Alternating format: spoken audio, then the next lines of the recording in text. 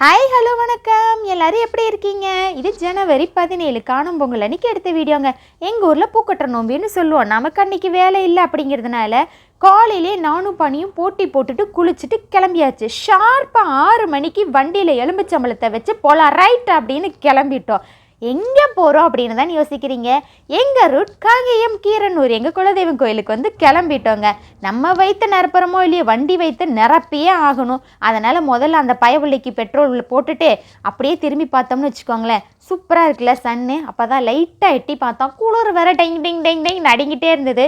நம்ம கோயிலுக்கு போகிற ரூட் மட்டும் இல்லை, ஊருக்கு போனாலே மாடு இல்லைங்க, காடு, மலை, ரோடு அப்படின்னு இதெல்லாம் கடந்து தான் போகணும். மாடும் தான் நிறையா வரும், அதெல்லாம் கடந்து போகணும். கொஞ்சம் தூரம் போனோன்னே ரொம்ப கால் வலிக்கிற மாதிரி இருந்ததுன்னு சொல்லிட்டு வண்டியை நிறுத்திட்டு கொஞ்சம் ஜஸ்ட் வாக்கிங் போயிட்டு அப்படியே கிளம்பிட்டோம்.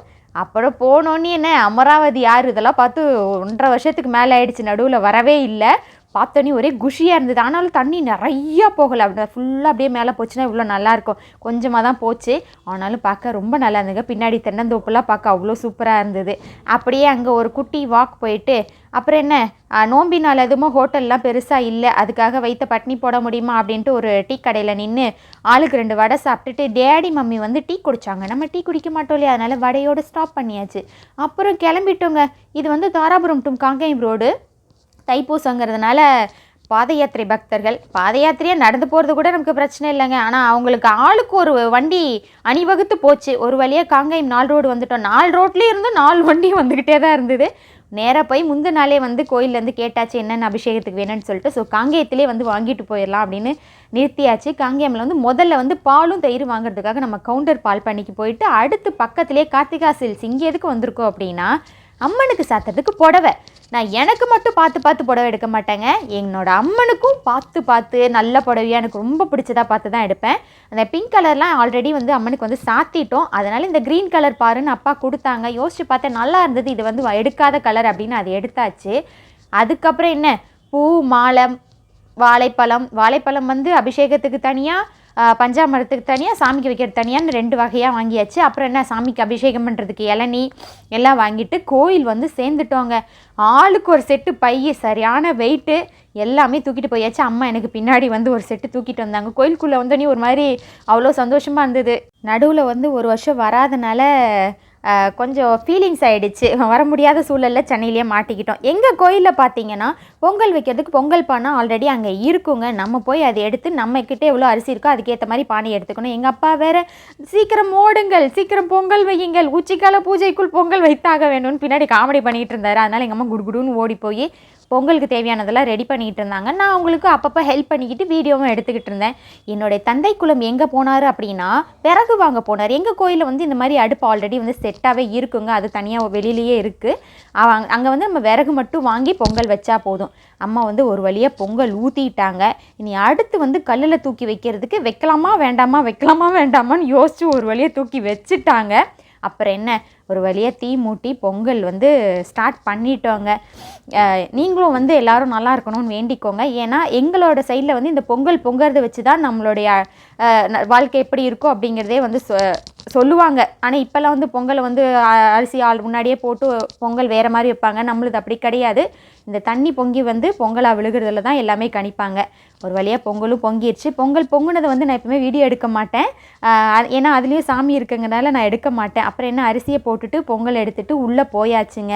உள்ளே போனோன்னே அபிஷேகத்துக்கு ரெடி ஆயாச்சு. 12 மணி உச்சிக்கால பூஜைக்கு தான் நாங்கள் வந்து பண்ணுற மாதிரி இருந்தது.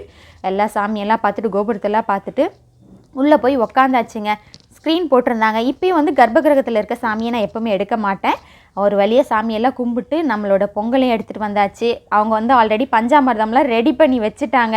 நம்மளோட தீர்த்தம் எல்லாமே அவங்க வந்து எங்களுக்கு கொடுத்துருவாங்க. நம்ம முந்தின நாளே நாங்கள் வரோம்னு சொல்லிட்டா போதும். இது வந்து சாமிக்கு ஸ்பெஷலாக பண்ண பஞ்சாமிர்தம் என்கிட்ட கொடுத்து எல்லாருக்கும் கொடுத்துருப்பாப்பான்னு சொன்னதுனால எல்லாருக்கும் கொடுத்துட்டு எங்களுக்கு தனியாக எடுத்து வச்சுட்டாங்க. அங்கே போய் என்னோடய ஃபேவரேட், அவ்வளோ எனக்கு ரொம்ப பிடிச்ச பூ செம்பருத்தி அங்கே வந்து கொடுத்தோன்னே நான் அவ்வளோ ஜாலியாகிடுச்சு. நம்ம வந்து 6 குதிரை இருக்கும். 6 குலத்தோர் சேர்ந்த கோவில் தான் வந்து எங்கள் குலதெய்வம் கோயில். ஆதி அந்துவன், காடைக்குளம், அதுக்கப்புறம் வினயன் குளம், தேவேந்திர குளம், அப்புறம் லாஸ்ட்டாக வந்து கீரை குளம். 6 குளம் இருக்குது. நம்மளது அந்துவன் குளம்ங்க. இந்த மாதிரி 6 குலம் சேர்ந்தது தான் அந்த கோயில். 6 குலத்தோருக்கும் அந்த கோயிலில் உரிமை உண்டு.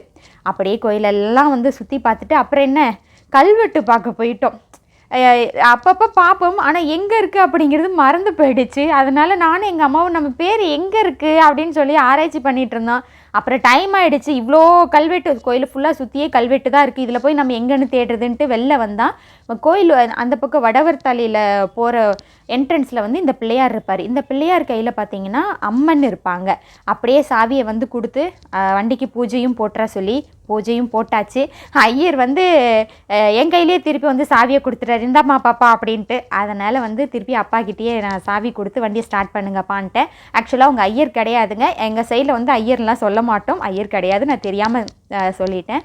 பாருங்கள், வெளியில் வந்து கோவிலே பார்க்க செம்மையாக இருக்கும். அப்புறம் அந்த பக்கம் திரும்பி பார்த்தோம் அப்படின்னா நம்ம வந்து செல்வநாயகி அம்மன் அறக்கட்டளையும் இருக்குது. இந்த பக்கம் அதாவது எங்கள் செல்வநாயகி அம்மன் கோயில் குலதெய்வம் கோயிலுக்கு ஆப்போசிட்டில் சிவன் கோயில் இருக்குது. ரோடை க்ராஸ் பண்ணோன்னையும். ஸோ சிவன் கோயிலுக்கு போகாமலும் வரமாட்டோம். சிவனும் அம்பாள் ஆப்போசிட்டில் தனித்தனியாக இருக்காங்க இல்லையா, ஸோ இவங்க சிவன் கோயிலுக்கும் போயிட்டு தான் வருவோம். அப்படியே குடுகுடுன்னு நானும் டேடி முன்னாடியே போயிட்டாங்க, நானும் மம்மியும் வந்து பின்னாடி போனோம். உள்ளே போயிட்டு அங்கேயும் வந்து சாமியை வந்து தரிசனம் பண்ணியாச்சு. இதில் இன்னொரு ஹைலைட் என்னென்னா, அங்கே போயும் எனக்கு வந்து செம்பருத்தி கிடச்சிதுங்க. அவ்வளோ ஒரு குஷியாகிடுச்சு. எங்கள் அம்மாவே வந்து என் மூஞ்சியில் இருக்க பிரகாசத்தை பார்த்துட்டு சரியான லூஸு அப்படின்னு சொல்லி தலையில் அடிச்சுட்டு போனாங்க. இங்கே வந்து இந்த புத்து எப்போவுமே வந்து இருந்துகிட்டே இருக்கும். வல்ல பாம்பு இருக்கா இல்லையான்னு தெரியாது, ஆனால் ஒவ்வொரு டைம் போகும்போது கொஞ்சம் ஹைட்டான மாதிரி ஒரு ஃபீலிங். ஒரு வழியாக வந்து முடிச்சாச்சுங்க. அப்படியே வந்து நம்ம காவல் தெய்வம் கருப்பணசாமியும் வந்து போய் பார்த்துட்டு வந்துட்டோம். அப்போ தான் யாரோ வந்து கெடா வெட்டி கோழி அறுத்துருப்பாங்க போல இருக்குது. அதெல்லாம் வந்து கழுவி விட்டுட்டு இருந்தாங்க. சரின்னு ஒரு 5 நிமிஷம் வெயிட் பண்ணோம். வெயிட் பண்ணதுக்கப்புறம் வந்து பூஜை காமிச்சாங்க, அதாவது ஆராதனை தீபாராதனை காட்டினாங்க. கொஞ்சம் டங்க்கு ரோல் ஆகுது, மன்னிச்சிக்கோங்க. தீபாராதனை காட்டாங்க, அது பார்த்திங்களா அந்த ரத்தம்லாம் இருக்குன்னு சொல்லிட்டு கழுவி விட்டுட்டு இருந்தாங்க. அப்புறம் சாமியை கும்பிட்டுட்டு நாங்கள் வந்து அடுத்து எங்கே போனோம் அப்படின்னா, மலையை பார்த்தோன்னே நிறைய பேருக்கு தெரிஞ்சிருக்கும் அந்த ஏரியாவில் இருக்கிறவங்களுக்கெல்லாம்.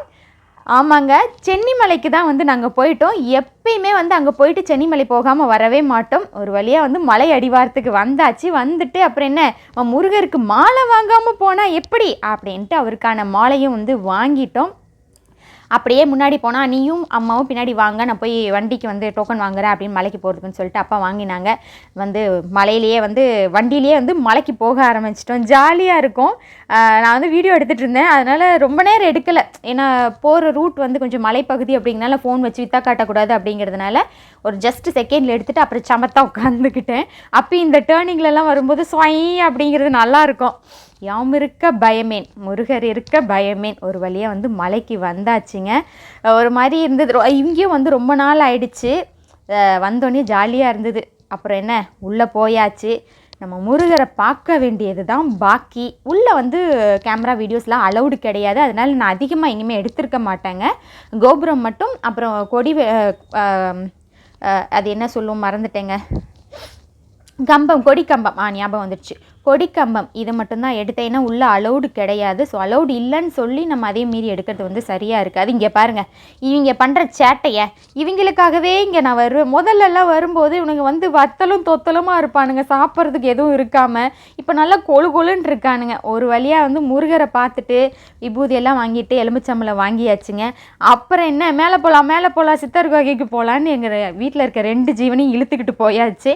எங்கள் அம்மா நீங்கள் வந்தா வாங்க, நான் வராட்டி போங்க அப்படின்னு. இப்போ தான் 18 வயசு மாதிரி மேலே எவ்வளோ குடுகுடுன்னு வேகமாக போகிறாங்கன்னு பாருங்களேன். நான் எங்கள் அப்பாவை இழுத்துட்டு போகிறதுக்குள்ளே எனக்கு போதும்னு ஆயிடுச்சு மேலே ஏறுறதுக்குள்ளே.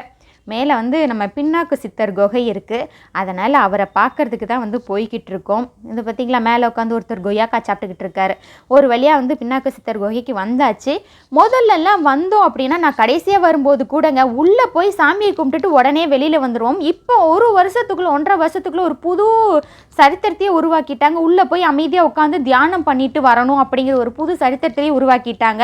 1.5 வருஷ கேப்புக்குள்ளே என்னடா புது சாஸ்திரத்தையே க்ரியேட் பண்ணிட்டீங்கன்ற மாதிரி தான் இருந்தது எனக்கு.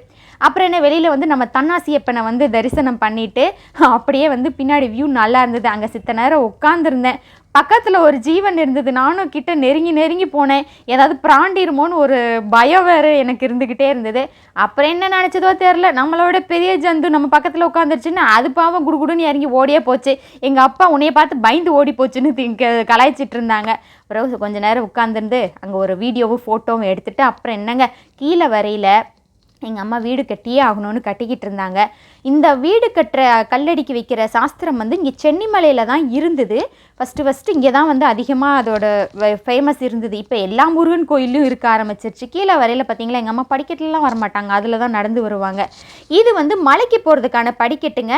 மலைப்பாதை வண்டியிலையும் போகலாம், பஸ் ரூட்டும் இருக்குது, படிக்கட்டுலேயும் போகலாம். ஆனால் நாங்கள் வந்து வண்டியில் போனதுனால ரோட்லேயே போயாச்சு.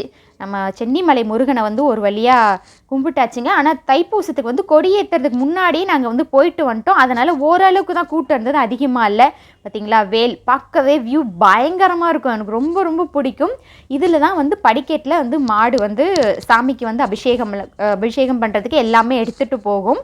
ஸோ இங்கே வந்து பெரிய ஒரு என்ன சொல்கிறது, அவ்வளோ ஒரு பழங்கால கோவில், மலை கோவில், அது அவ்வளோ ஒரு சாஸ்திரம். எனக்கு விவரம் தெரிஞ்ச நாள்லேருந்து நான் வந்துட்டு தான் இருக்கேன். எங்கள் அப்பா காலத்துலலாம் முன்னாடி இருந்தே நாங்கள் வந்து எங்கள் குலதெய்வம் கோயிலுக்குன்னு வந்துட்டோம் அப்படின்னா சென்னிமலை வராமல் நாங்கள் வந்து போகவே மாட்டோம். நானும் நடுவில் வரல, அதே மாதிரி மலைப்பாதையிலையும் வந்து வண்டிகள் விடாமல் இருந்தாங்க. இப்போ விட்டோன்னே நானும் வந்துட்டேன். அப்புறம் என்ன கீழே வந்தோடனே நம்ம பரமூர் கோயிலுக்கு போகாமலும் வரமாட்டோம். இங்கே வந்து மோஸ்ட்லி பூஜை பண்ணுறதுக்கு ரொம்ப ரேராக தான் வருவாங்க. அதாவது செவ்வாய் வெள்ளி அந்த விசேஷ நாட்களில் தான் இருப்பாங்க. நம்ம போகிற நேரத்துக்குலாம் இருக்க மாட்டாங்க. இது வந்து ஒரு காட்டுக்குள்ளே இருக்கனால. அதுவும் இல்லாமல் இப்போ ஏதோ வேலை பார்ப்பாங்க போல இருக்குது. மண்ணு ஜல்லி இதெல்லாம் கொட்டி வச்சுருந்தாங்க. இதாங்க கோயில். நாங்கள் வந்தோம் அப்படின்னா யாரையும் பூஜை பண்ணுறதுக்கெலாம் தேட மாட்டோம். வெளியில் நம்ம சூடம்பத்தி கொளுத்தி வச்சு சாமி கும்பிட்டுருவோங்க. இதுதான் எங்களோடது. ஸோ கும்பிட்டாச்சு. அன்றைக்கி ஃபுல்லாக வந்து விரதம், எதுவுமே சாப்பிடல. காலைல சாப்பிட்டா அந்த 2 வடை, அப்புறம் பஞ்சாமிர்தம் பொங்கலோடு நின்றுடுச்சு. சரி, நம்ம நெக்ஸ்ட் வீடியோவில் பார்க்கலாம். பாய்ங்க.